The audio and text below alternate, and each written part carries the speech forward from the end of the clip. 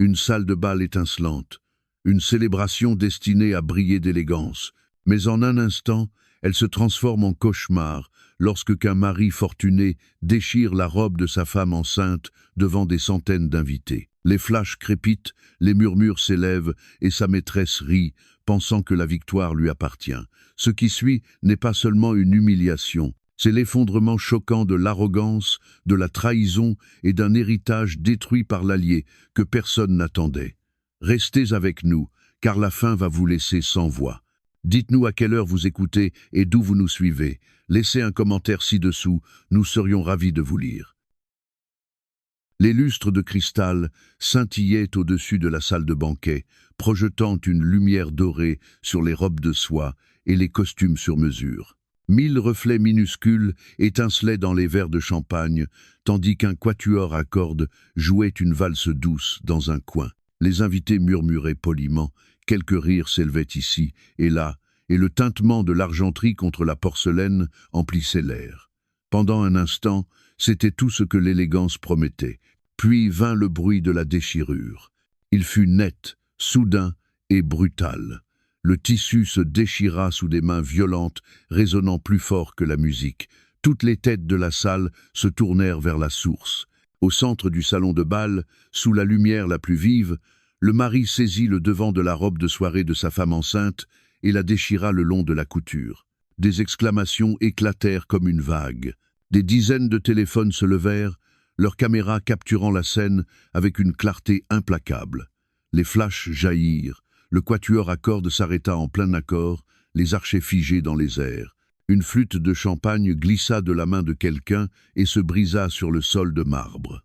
La femme chancela en arrière, tenant les pans déchirés de sa robe pour se couvrir.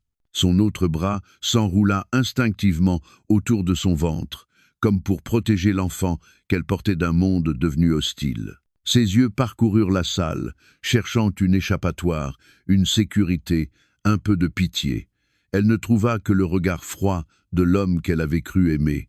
Il se tenait droit, les épaules carrées, les lèvres tordues dans un rictus entre mépris et triomphe. Sa voix résonna à travers la salle, chargée de mépris. « Regardez-la, toujours en train de faire semblant. Maintenant, tout le monde peut voir la vérité. » La foule resta figée d'incrédulité. Les chuchotements se multiplièrent. « A-t-il vraiment fait ça, devant tout le monde ? Elle porte son enfant. » Les genoux de la femme se dérobèrent presque, mais elle refusa de tomber. Elle se redressa, tremblante, respirant difficilement. Le mascara coulait sur ses joues, mêlé à ses larmes. La lumière dorée qui la faisait briller révélait désormais chaque trace de douleur, chaque frisson d'humiliation. Du coin de l'œil, elle aperçut les téléphones. Les voyants rouges clignotaient comme des yeux impitoyables. Ils ne détournaient pas le regard, ils n'oubliaient rien. Chaque angle, chaque seconde devenait éternelle. Et soudain, un rire brisa le silence. Il venait de la maîtresse. Elle sortit de la foule, vêtue d'une robe émeraude scintillante qui épousait sa silhouette. Sa main parfaitement manucurée se posa légèrement sur le bras du mari. Son sourire était large et cruel. Elle rejeta la tête en arrière et rit, non pas de surprise mais de victoire, comme si la robe déchirée avait confirmé sa conquête. Le cœur de la femme battait si fort qu'il menaçait de briser ses côtes. La chaleur monta à son visage, mais ce n'était pas celle des lustres. Honte, colère et incrédulité se mêlaient en un poids insoutenable.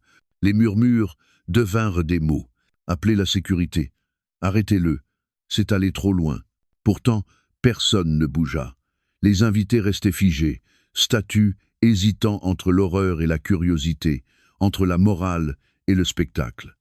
Les caméras continuaient de filmer. Le monde entier saurait bientôt. Les lèvres de la femme s'entr'ouvrirent, mais aucun son n'en sortit. Sa gorge était sèche, sa voix volée par la cruauté de la scène. Elle serra son ventre plus fort, sentant le frisson de vie à l'intérieur, comme si l'enfant lui-même reculait face à cette violence. Pendant ce temps, la main de son mari tenait toujours le morceau de tissu arraché, preuve de son geste. Sa poitrine se soulevait avec fierté, comme si l'humiliation était un trophée. Il scruta l'audience, défiant quiconque d'intervenir. Mais au-dessus d'eux, les caméras continuaient de clignoter, témoins silencieux, témoins éternels. Ce moment s'imprima dans la mémoire, dans les enregistrements, dans l'histoire. Et alors que la tension atteignait son paroxysme, la narration s'arrêta sur une pensée unique. Personne ne savait encore que, parmi la foule, quelqu'un observait. Quelqu'un qui avait le pouvoir de tout changer. Suspense, mais 20 minutes plus tôt, la soirée avait commencé très différemment. La salle de bal ne respirait plus. Pendant une longue seconde, le temps sembla suspendu. Le quatuor à cordes avait laissé tomber ses archets, la dernière note s'évanouissant dans le silence. Puis la réalité revint d'un coup, avec 1000 murmures et le cliquetis sec des téléphones. La femme tremblait au centre de tout. Sa robe déchirée ne tenait plus que sur ses épaules. Elle pressait le tissu contre sa poitrine d'une main et entourait son ventre gonflé de l'autre, désespérée de se protéger à la fois de la honte et du danger. Le mascara coulait en rivière noire sur ses joues. Ses lèvres tremblaient. Elle voulut parler, mais aucun son ne sortit. Autour d'elle, les voix s'élevaient. « Vous avez vu ça? Il a déchiré sa robe. Elle est enceinte? Comment peut-il? Quelqu'un doit l'arrêter. » Les murmures enflaient comme des nuages d'orage, emplissant la salle d'inquiétude. Les lustres dorés, symboles d'élégance, projetaient désormais une lumière cruelle sur la brutalité de la scène. Chaque reflet scintillant devenait un œil accusateur. La femme respirait à peine, ses inspirations courtes et hachées. Ses genoux vacillaient, mais elle se força à rester debout. Elle se disait qu'elle ne devait pas tomber, pas alors que chaque caméra immortalisait son humiliation. Le mari, lui, lissait la manche de son smoking comme si rien d'inhabituel ne s'était produit. Sa mâchoire se contractait, son regard glacé défiait quiconque d'intervenir. Il murmura à voix basse, mais assez fort pour être entendu. « Elle exagère toujours. Ce n'est pas de la violence, elle est simplement dramatique. » La maîtresse éclata de rire à nouveau, un son aigu et tranchant. Elle se pencha vers le mari et chuchota, assez fort pour blesser la femme. « Maintenant, le monde entier sait qui est la vraie femme. » L'épouse tressaillit. Ses doigts se crispèrent sur le tissu jusqu'à en blanchir les jointures. Les larmes affluèrent, mais elle mordit sa lèvre pour les retenir. Ses épaules tremblaient, déchirées entre dignité et effondrement. Au fond de la salle, une vieille femme porta la main à son collier de perles en haletant.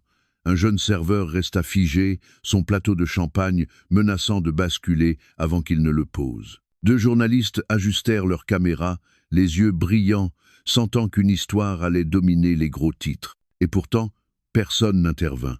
Le silence de l'inaction pesait plus lourd que les lustres au-dessus d'eux. Le regard de la femme balaya la salle, cherchant de la compassion. Certains baissèrent les yeux, honteux, d'autres fixèrent sans détour, incapables de détacher leurs yeux du naufrage de sa dignité. Elle entendit des fragments. « Pauvre femme, pourquoi personne ne l'aide? Il détruira sa réputation. » Son ventre se contracta, une vague de peur la traversa. Le bébé était-il en sécurité? Elle posa sa paume contre son ventre, sentant un léger frisson qui ne fit qu'accroître sa terreur. La pensée de son enfant dans cette tempête lui serra la poitrine. Sa vision brouillée par le mascara capta à nouveau les voyants rouges des téléphones. Chaque tremblement, chaque larme, chaque souffle douloureux était enregistré. Elle comprit brutalement que ce moment ne lui appartenait plus. Il appartenait désormais au monde entier. Le mari leva le menton, souriant avec arrogance, comme s'il défiait la salle. Sa suffisance emplissait le silence, faisant reculer les invités. Il paraissait intouchable, mais dans le cœur de la femme, une vérité différente murmurait. Elle pensa à la vie en elle, aux promesses auxquelles elle avait cru, à la femme qu'elle avait été avant que sa cruauté n'écrase son esprit. Quelque chose bougea en elle. Une braise fragile de défi vacilla sous l'écrasement de la honte. Pourtant, à cet instant, la douleur l'emportait encore. Elle baissa la tête, laissant les larmes couler. La salle restait suspendue dans un silence pesant, saturé de jugement. Personne ne savait encore que ce silence n'était que temporaire.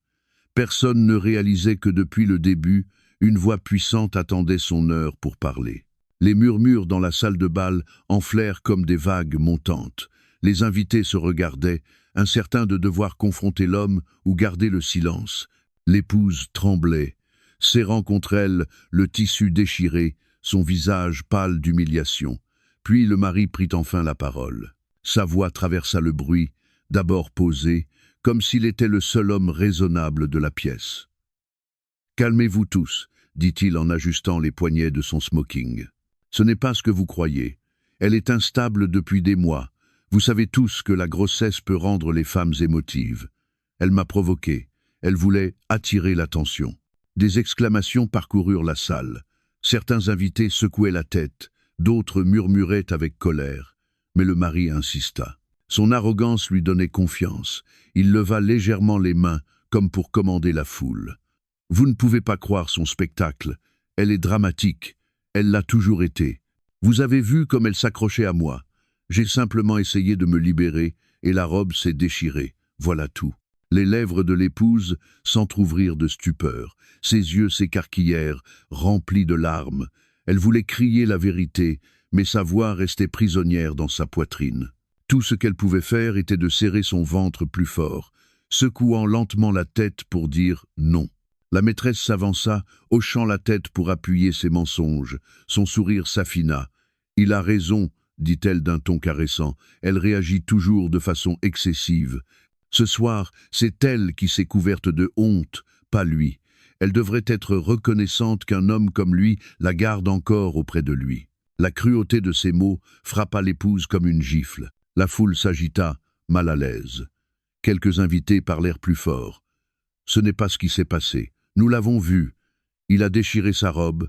Nous l'avons tous vu. » Mais le mari se retourna vivement, son regard glaçant réduisant au silence les voix discordantes. « Vous croyez avoir vu la vérité? Ne jugez pas trop vite.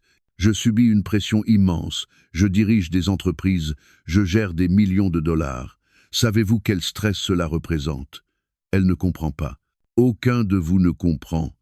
Parfois je craque, mais ce n'est jamais sérieux. Ce n'est jamais aussi grave qu'elle le prétend. Ses paroles résonnaient, creuses et désespérées. Mais il les livrait avec un ton d'autorité maîtrisé. C'était la même voix qu'il utilisait en salle de réunion, celle qui faisait plier ses employés. Il croyait qu'elle fonctionnerait ici aussi.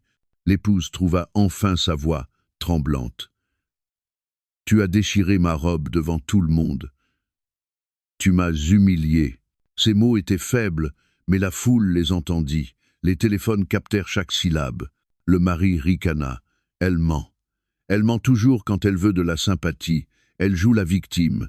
Ne vous laissez pas tromper. » Il la pointa du doigt, son visage déformé par le mépris. « Elle est faible, irrationnelle et inapte. Je l'ai portée pendant des années. Sans moi, elle ne serait rien. » L'épouse chancela sous l'accusation.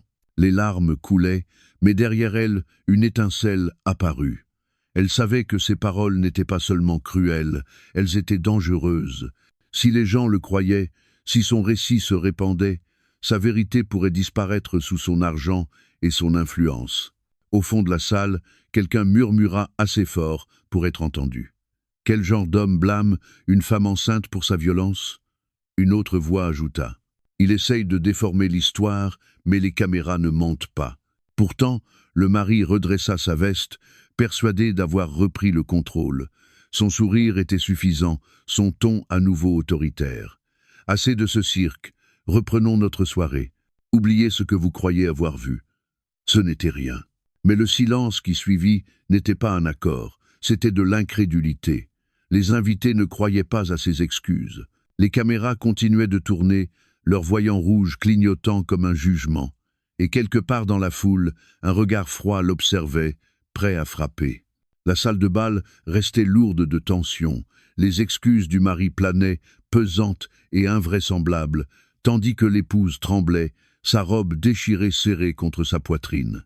La foule bougeait nerveusement, les voix s'élevaient. C'est alors que la maîtresse décida de saisir son moment. Elle s'avança, sa robe verte émeraude scintillant sous les lustres. Chaque geste semblait calculé, comme si elle montait sur une scène qui lui appartenait. Ses talons claquaient sur le marbre, chaque son résonnant dans le silence. Elle leva le menton, ses lèvres s'étirant en un sourire triomphant. « Regardez-la » dit-elle d'une voix forte en désignant l'épouse. « Pathétique, elle pleure devant tout le monde. Elle n'est même pas capable de se tenir. et elle voudrait être considérée comme sa partenaire. Des exclamations parcoururent la foule. Certains portèrent la main à leur bouche, d'autres détournèrent le regard. Les épaules de l'épouse tremblaient, mais elle refusa de baisser les yeux. Son regard se fixa sur la maîtresse, empreint à la fois de douleur et d'une étincelle de défi. La maîtresse, sentant son ascendant, continua. Elle leva la main pour montrer une bague étincelante, ses facettes captant la lumière. « C'est lui qui me l'a donnée », annonça T.L. fièrement. « Pas à elle. Vous voyez, il a fait son choix. C'est moi qui l'aime, moi qui le chéris.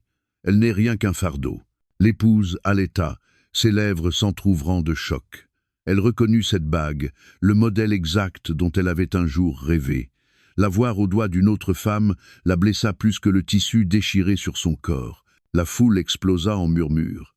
Il l'a vraiment achetée pour elle, juste devant sa femme? Les téléphones zoomaient sur la bague, captant chaque éclat. Bientôt, les écrans du monde entier verraient ce qu'était l'arrogance sans honte. La maîtresse se rapprocha du mari, effleurant son torse avec une intimité volontaire. Elle se tourna vers la foule avec un rire cruel. « Ne la plaignez pas, ce n'est pas une victime, c'est un obstacle déjà écarté. » Men. L'épouse sentit son ventre se contracter, sa main se posant protectrice sur son enfant à naître. Ses yeux brûlaient, mais sa voix ne sortait toujours pas. Elle voulait hurler sa douleur, mais son silence était englouti par le venin de la maîtresse. Une jeune femme dans l'audience s'exclama. « Comment peut-elle dire ça ?» chuchota-t-elle à sa voisine. « Devant tout le monde ?» Mais la maîtresse ne s'arrêta pas. Elle sortit de son sac une photographie. Avec un geste théâtral, elle la brandit. C'était une image d'elle et du mari sur une plage tropicale, leurs corps proches, leurs sourires éclatants. La foule recula. Certains crièrent, d'autres secouèrent la tête. « C'est indécent. Elle croit que cela la rend puissante. » La maîtresse sourit avec mépris. « Il était avec moi pendant qu'elle restait à la maison, accrochée à son ventre gonflé. Comprenez-vous maintenant? Il a choisi la passion, il a choisi la beauté, il m'a choisi. » Mendos, le mari resta immobile à ses côtés, son silence servant de confirmation. Son absence de déni était plus accablante que n'importe quel mot. Les larmes de l'épouse coulaient, mais quelque chose changea dans sa posture. Son cœur était brisé, sa dignité déchirée, pourtant elle se redressa. Ses mains tremblaient encore, mais ses yeux rencontrèrent ceux de la maîtresse avec une lueur nouvelle. La maîtresse le remarqua et ricana. « Quoi? Tu crois encore compter? Regarde autour de toi, tout le monde voit bien qui a gagné. » Elle éclata de rire, un rire qui résonna contre les murs de marbre. Mais dans la foule, un malaise se propagea. Les invités échangeaient des regards, le dégoût marqué sur leurs visages. Les caméras continuaient d'enregistrer, captant non seulement la cruauté de la maîtresse, mais aussi le début d'un changement dans les yeux de l'épouse. Personne ne se doutait encore que l'arrogance affichée creusait sa propre tombe. Le rire cruel de la maîtresse résonnait encore lorsque le mari leva la main pour réclamer le silence. Son expression se durcit, sa mâchoire se crispa comme de la pierre.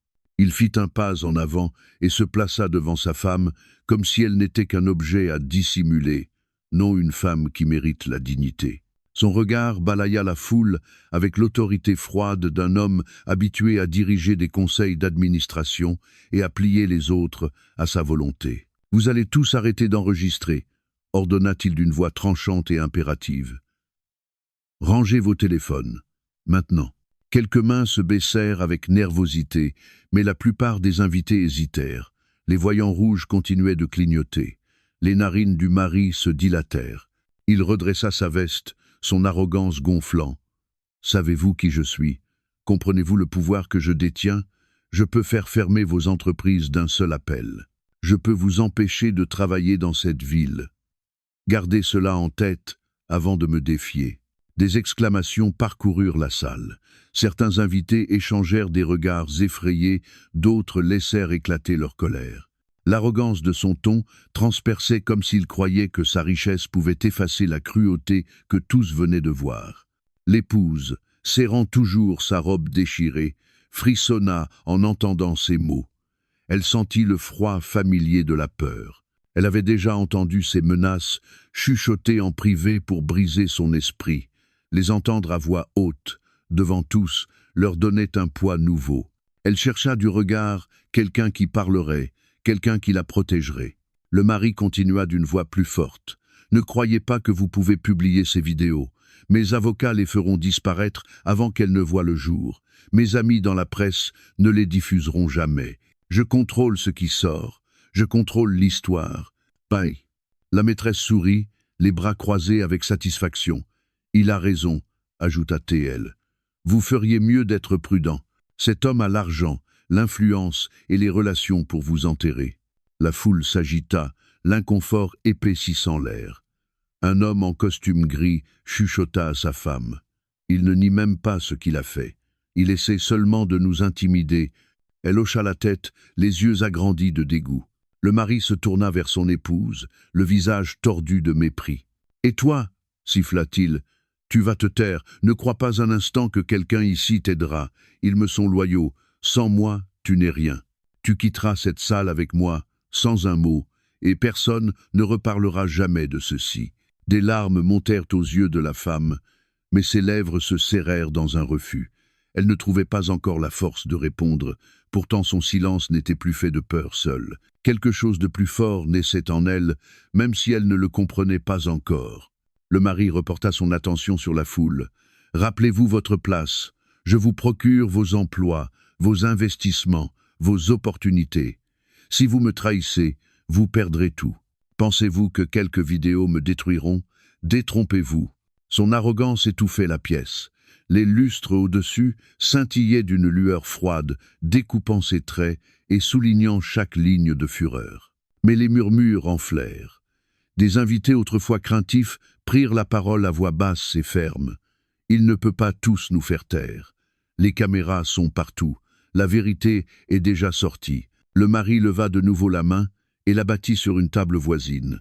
Les verres tremblèrent, une bouteille de vin bascula et répandit un liquide rouge sur la nappe. « Assez, rugit-il, je ne serai pas humilié dans ma propre ville. Vous obéirez ou vous payerez. » Si. Pour la première fois, l'épouse releva la tête et le regarda droit dans les yeux. Ses larmes luisaient encore, mais au-dessous brûlait un feu calme qui le déstabilisa. Elle ne parla pas, mais la foule le vit. Les téléphones continuaient d'enregistrer. Les lumières clignotaient, conservant chaque seconde. Ce que le mari ne comprenait pas, c'est que ces menaces n'intimidaient plus. Elles l'accablaient. Chaque mot creusait un peu plus sa tombe. Et tandis qu'il se croyait intouchable, la salle échappait déjà à son contrôle. La salle vibrait d'un malaise dense. Les menaces du mari flottaient encore, mais les murmures ne faiblissaient pas. Les téléphones restaient levés. Les caméras clignotaient, capturant chaque instant d'arrogance. L'épouse tremblait, serrant le tissu déchiré contre sa poitrine.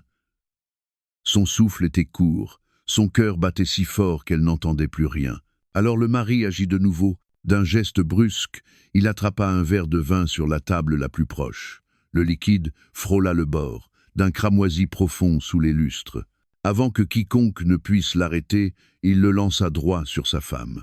L'impact éclaboussa sa poitrine, trempant le tissu et maculant une robe déjà déchirée. Elle poussa un cri de surprise sous le choc du liquide froid, ses épaules reculant d'un spasme. Des gouttes glissèrent le long de ses bras et tombèrent sur le marbre. L'odeur de vin riche satura l'air. La foule explosa d'indignation. Une femme à l'avant s'écria. « Ça suffit !» Un homme cria. « Arrêtez !» Le son des téléphones s'intensifia, les clics et les flashs crépitant comme des détonations dans les silences entre les voix. Les larmes de l'épouse se mêlèrent au vin. Son mascara traça des sillons plus sombres sur ses joues. Elle posa la main sur son ventre et sa voix se libéra enfin dans un murmure. « Pourquoi me fais-tu cela ?» Le mari ricana, le visage gonflé d'orgueil. « Parce que tu le mérites, » cracha-t-il. « Tu m'as humilié et maintenant tous voient qui tu es vraiment. » La maîtresse rit encore, plus fort, renversant la tête comme si l'humiliation n'était qu'un spectacle monté pour son plaisir. « Regardez-la, » dit-elle aux invités les plus proches. Si pitoyable, si faible. Mais la foule ne partageait pas sa jubilation. Les exclamations et les murmures se muèrent en cris. « C'est de la violence. Appelez la police. Elle a besoin d'aide. » La vague changeait de sens. Le public n'était plus intimidé par l'argent ni par le nom du mari. L'épouse recula, ses talons glissant sur le marbre humide. Elle se rattrapa de justesse, serrant plus fort sa robe déchirée. Le tissu imbibé de vin se collait à son corps, rendant sa vulnérabilité plus visible encore. Elle se sentait exposée, bafouée et piégée, mais se força à ne pas tomber. Tomber signifierait se rendre. Son regard parcourut la foule et, pour la première fois, elle vit de la compassion sur les visages. Certains invités tendirent la main par réflexe, même si aucun n'osait encore avancer. Leur peur les retenait, mais leur colère était visible. Le mari leva la main de nouveau, menaçant de la frapper cette fois. Sa paume resta en l'air, tremblante de rage. « Tu apprendras le respect », gronda-t-il d'une voix basse et venimeuse. L'épouse tressaillit, se préparant au coup. La foule retint son souffle. L'air était lourd de crainte. Chaque téléphone se rapprocha, capturant l'instant, image par image. Le coup ne partit pas. Il abaissa la main d'un geste sec et la frappa contre la table, faisant vibrer la verrerie. Le son claqua comme le tonnerre dans la salle. Il se pencha en avant et planta sur elle un regard brûlant. « Ne me mets plus à l'épreuve » siffla-t-il. Le corps de l'épouse tremblait, mais ses yeux, brillants de larmes, ne portaient plus seulement la peur. Au cœur de l'humiliation, autre chose venait de naître. La maîtresse sourit avec suffisance et se colla de nouveau à lui. « Tu lui as montré qui commande » souffla-t-elle, assez fort pour que d'autres entendent. Mais la réaction de la foule n'était plus le silence, c'était l'indignation. Des invités crièrent en retour « Lâche, elle est enceinte, arrêtez cette folie !» Shuedo. Les téléphones enregistraient tout. L'humiliation n'était plus privée. Elle était publique, permanente et indéniable. La tentative du mari d'imposer sa domination ne faisait que l'exposer davantage. Et à cet instant, même si l'épouse tremblait encore, elle comprit que chaque acte cruel creusait plus profondément la chute de son mari. Son arrogance l'aveuglait, mais les témoins n'oublieraient pas. Les caméras n'oublieraient pas. La salle de bal semblait retenir son souffle. L'épouse se tenait au centre de la tempête, sa robe déchirée et imbibée de vin, son visage marqué de larmes et de mascara. Tous les regards étaient braqués sur elle. Tous les téléphones continuaient d'enregistrer. Le mari se tenait à ses côtés, la poitrine haletante, le visage rouge de fureur. La maîtresse s'accrochait à son bras, souriante comme si l'humiliation était achevée. Mais quelque chose changea. L'épouse redressa lentement le dos, d'abord timidement, comme si chaque muscle résistait au poids de la peur et de la honte, mais peu à peu, elle se tenait plus droite. Sa main se détacha de sa poitrine et laissa tomber le tissu imbibé à son côté. Le geste était minime, mais il électrisa l'air. Pour la première fois de la soirée, elle n'avait plus l'air d'une proie. Sa voix rompit le silence, tremblante, brute, mais ferme. « Tu crois pouvoir déchirer ma robe, tu crois pouvoir m'asperger de vin, tu crois pouvoir me détruire devant tout ce monde. » Elle marqua une pause, son souffle encore fragile, mais son regard de plus en plus ardent. « Mais tu ne peux pas me réduire au silence. » Des exclamations éclatèrent dans la foule. Les invités se penchèrent, captivés. Les voyants rouges des téléphones clignotaient en rythme, comme si le monde entier enregistrait chaque mot. Le mari ricana. « Tais-toi » aboya-t-il. « Tu regretteras de t'opposer à moi. » Sa main trembla comme s'il allait frapper encore, mais cette fois l'épouse ne recula pas. Son menton se leva. Ses larmes perlaient encore sur ses cils, mais son regard restait ferme. « Non » dit-elle d'une voix claire. « Je ne me tairai plus jamais. » La maîtresse éclata d'un rire sec. « Regardez-la, elle fait semblant d'être courageuse. Elle n'est rien, elle n'a aucun pouvoir. Il la possède et tout le monde le sait. » L'épouse se tourna vers elle, sa voix gagnante en force. « Si tu crois que c'est ça le pouvoir, humilier une femme qui porte son enfant, alors tu es aveugle. Tu ris aujourd'hui, mais ton rire ne durera pas. » La foule murmura plus fort, des voix s'élevèrent en accord. « Elle a raison, cela a assez duré. » L'atmosphère bascula, la salle se retourna contre le mari et sa maîtresse. L'épouse fit un pas en avant, sortant de l'ombre de son mari. Le claquement assuré de ses talons résonna sur le marbre. Elle se tenait droite, les épaules relevées, libérée de son écrasement. « Je ne suis plus ta victime. déclara-t-elle d'une voix qui portait dans toute la salle. Je ne suis pas faible, et je ne te laisserai plus jamais me détruire. Pas ici, pas ce soir, pas jamais. Le visage du mari s'empourpra, ses yeux brillants d'incrédulité. Il frappa du poing sur la table, faisant teinter les verres. Tu oses me défier?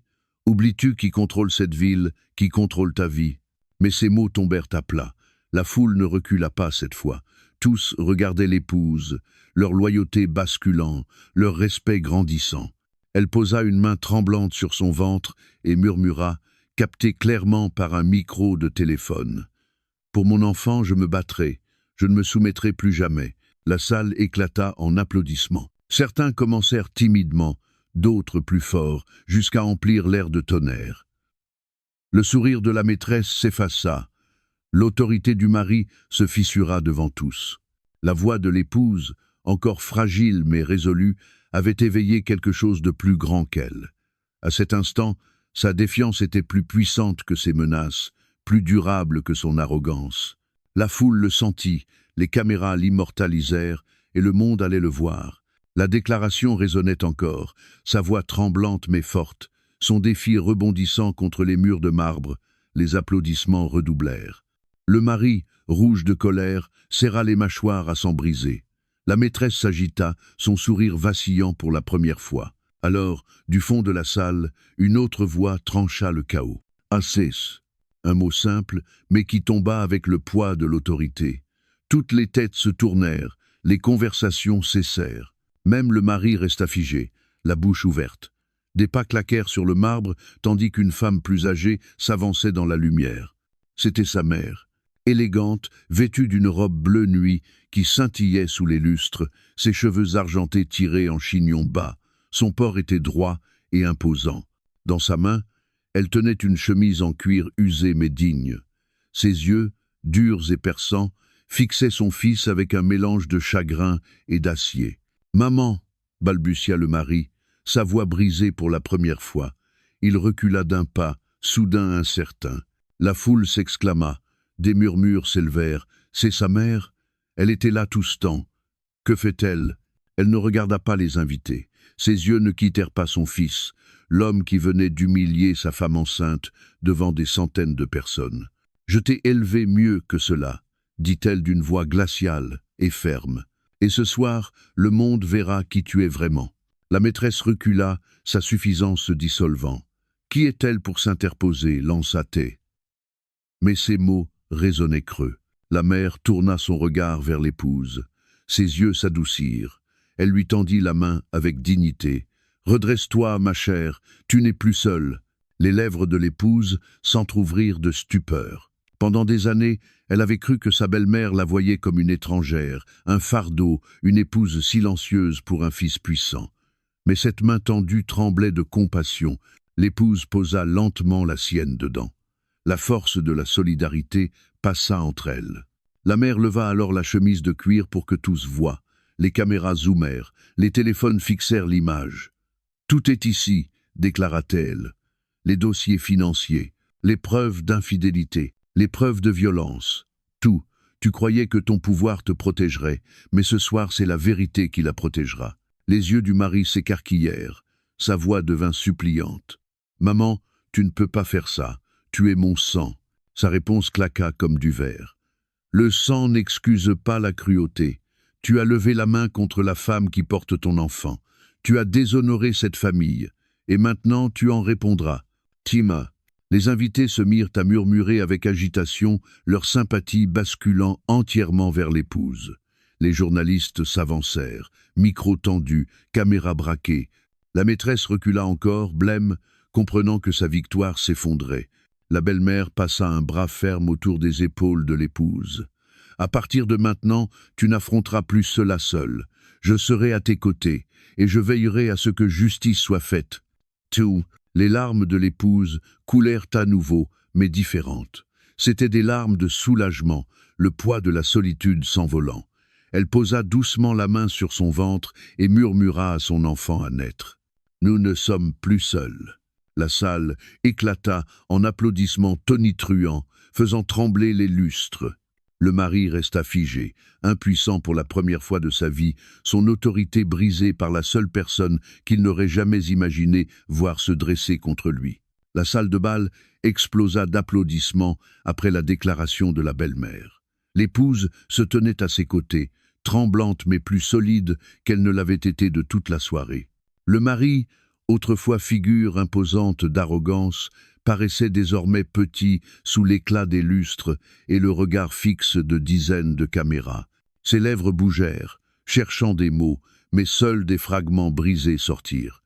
Ce n'est pas réel. Elle ment. Elle ment toutes les deux. Ses mains tremblaient tandis qu'il pointait son épouse et sa mère. Vous êtes trompés. Rien de tout cela n'est vrai. Mais le dossier racontait une autre histoire. La belle-mère le remit à un journaliste tout proche. Il l'ouvrit rapidement, feuilletant des documents, des photographies et des contrats signés. Ses yeux s'écarquillèrent. « Ce sont les registres de l'entreprise », dit-il à voix haute, sa voix résonnant dans la salle. « Preuve de détournement, transfert non autorisé. C'est accablant. » Les invités s'exclamèrent à nouveau. Le bruit des déclencheurs et des téléphones remplit l'air alors que les reporters s'avançaient, photographiant chaque page. Le mari se jeta en avant, essayant d'arracher le dossier, mais deux hommes de la foule se placèrent devant lui. « Plus jamais, » dit fermement l'un d'eux. « Nous avons tous vu ce que tu as fait ce soir. Nous voyons tous la vérité maintenant. » Woji, la maîtresse, son sourire effacé, serra son sac scintillant contre sa poitrine. Ses yeux se posaient partout, cherchant une issue, mais la foule l'encerclait. Des murmures sifflèrent de toutes parts. Elle savait. Elle l'a aidé. Elle fait partie de tout cela. Ses genoux fléchirent et elle s'effondra sur une chaise, le visage pâle de panique. La voix de la belle-mère résonna de nouveau, forte et inébranlable. Ce n'est pas la première fois qu'il agit ainsi. Il croyait que son pouvoir pouvait étouffer la vérité. Ce soir, la vérité parle plus fort que lui. Le mari cria désespérément. « Tu es ma mère. Comment peux-tu me trahir ?» Sa voix se brisa, emplie de rage et d'incrédulité. Sa réponse fut froide et définitive. « Je suis d'abord une mère pour la justice, puis pour toi. Tu as choisi l'arrogance, tu as choisi la cruauté, et maintenant tu vivras avec les conséquences. » Brand. Des policiers entrèrent dans la salle, alertés par les appels de la foule et les vidéos devenues virales au-delà des murs. Leurs uniformes brillaient sous les lumières alors qu'ils avançaient avec calme et autorité. L'un d'eux s'adressa fermement au mari. « Monsieur, vous êtes sous enquête pour violence conjugale et fraude financière. Vous devez nous suivre. » Le visage du mari se vida de son sang. Il leva les mains en protestation. « Non. Vous ne pouvez pas m'arrêter ici, pas devant eux. J'ai construit cet empire. Aucun de vous ne serait là sans moi. » Mais ces paroles n'avaient plus de pouvoir. Les officiers saisirent ses bras, leurs poignes fermes, leur présence indiscutable. La foule explosa à nouveau, mais cette fois en acclamations, certains applaudissant, d'autres filmant l'arrestation sous tous les angles. L'épouse regarda, les larmes coulant sur son visage, sa main posée sur son ventre en protection. Elle ne souriait pas, mais son expression portait un soulagement profond et discret. La justice intervenait enfin. La maîtresse cria soudain, se précipitant en avant. « Attendez, il m'avait promis tout. Il m'a dit que je serais son avenir. » Sa voix se brisa, désespérée et brisée. Personne ne répondit. Elle retomba sur la chaise, les mains tremblantes, le maquillage coulant sur ses joues. La belle-mère posa une main ferme sur l'épaule de sa belle-fille. « C'est fini !» murmura-t-elle doucement, « il ne peut plus te blesser. » Tandis que le mari était conduit hors de la salle, sa démarche autrefois assurée remplacée par celle d'un homme vaincu, il jeta un dernier regard en arrière. Ses yeux croisèrent ceux de son épouse. Pour la première fois, il ne portait ni arrogance, ni mépris, seulement de la peur. Les lustres scintillaient au-dessus, leur lumière ne le flattant plus, mais l'exposant. Chaque invité savait qu'il avait assisté à la chute d'un homme qui se croyait intouchable. Son empire commençait à s'effondrer, et cette nuit marquerait à jamais sa déchéance. La salle retrouva son calme après que le mari fut emmené, sa silhouette avalée par les flashs et la poigne ferme des policiers. Les échos de son arrogance avaient été remplacés par le bruit de la justice en marche. Ce qui restait dans la salle n'était pas le chaos, mais quelque chose de plus lourd. C'était le poids de la vérité qui s'installait dans chaque cœur témoin de cette nuit. L'épouse se tenait au centre de tout cela, encore tremblante, sa robe déchirée et tachée, ses joues marquées de larmes. Pourtant sa posture était différente. Elle n'était plus courbée sous le poids de l'humiliation. Ses épaules étaient droites, son menton relevé. Sa main reposait sur son ventre, non plus dans la peur, mais dans une force tranquille. La belle-mère restait à ses côtés, sa présence comme une ancre. Elle posa doucement un châle sur ses épaules, la protégeant du froid et des regards persistants. Le geste était simple, mais il portait plus de poids que n'importe quel discours. Il disait à l'épouse qu'elle n'était pas seule. Autour d'elle, la foule parla. Elle est courageuse. Elle a tant enduré. Elle mérite la paix. Les murmures n'étaient plus des rumeurs, mais des affirmations. Les invités qui étaient restés figés dans le choc se tenaient désormais dans le respect. Un journaliste s'avança prudemment. « Avez-vous quelque chose à dire ?» demanda-t-il, le micro tremblant dans sa main. L'épouse inspira profondément. Sa voix était douce mais ferme, portant dans toute la pièce. « Ce soir devait me briser, mais je suis encore debout, et je ne laisserai plus jamais la peur diriger ma vie. Pour mon enfant et pour moi, j'avancerai. One ?» La salle applaudit de nouveau, plus doucement cette fois, sincèrement. Cela roula comme une vague, portant ses paroles et les gravant dans les mémoires. La maîtresse restait assise à l'écart, le visage blême, vidé. Plus personne ne la regardait. Son rire avait disparu, son arrogance dissoute. Elle ne faisait plus partie de l'histoire. L'attention était désormais entièrement tournée vers la femme qui avait enduré et survécu. L'épouse se tourna vers sa belle-mère. Pendant des années, elle s'était sentie jugée, rejetée, invisible à ses yeux. Mais ce soir, tout avait changé. « Merci » murmura-t-elle. Les yeux de l'aîné s'adoucirent, sa main pressant doucement celle de sa belle-fille. « Non, ma chère, merci à toi d'être restée debout alors qu'il tentait de t'écraser. Merci d'avoir protégé mon petit enfant avec chaque once de force qu'il te restait. Tu es de la famille et je ne laisserai jamais personne te l'enlever. » Oui. Des larmes revinrent aux yeux de l'épouse, mais elles n'étaient plus celles de l'humiliation. C'étaient des larmes de libération, les premiers pas fragiles vers la guérison. La foule se dispersa peu à peu, emportant une histoire qui dépasserait largement ses murs. Les journalistes se précipitèrent pour rédiger leurs articles. Les invités appelèrent leurs proches pour raconter cette nuit choquante. Les vidéos furent mises en ligne, déjà vues des milliers de fois. Mais dans la salle, un calme intime enveloppait l'épouse et sa nouvelle alliée. Elle leva les yeux vers le lustre doré, sa lumière plus douce désormais, moins cruelle. Pour la première fois de la soirée, elle pouvait respirer sans se sentir écrasée. Elle pouvait imaginer un avenir au-delà de la survie. Sa main se posa à nouveau sur son ventre. Elle murmura doucement, presque pour elle-même, mais assez fort pour que sa belle-mère l'entende. « Nous sommes en sécurité maintenant, et un jour, tu sauras que ta mère n'a jamais abandonné. » La femme plus âgée sourit, les yeux brillants, « et tu n'auras plus jamais à te battre seule. » La dernière image n'était pas celle de la violence ou de l'arrogance, mais de la résilience. Une robe déchirée, recouverte d'un châle, une mère protégeant son enfant, une femme qui n'était plus réduite au silence. Les caméras captèrent tout, mais pour la première fois de la nuit, l'épouse s'en moquait. Ce qui comptait, c'était qu'elle avait survécu, qu'elle avait parlé et qu'elle avait été entendue. L'histoire est commencée par l'humiliation. Elle se terminait par la libération.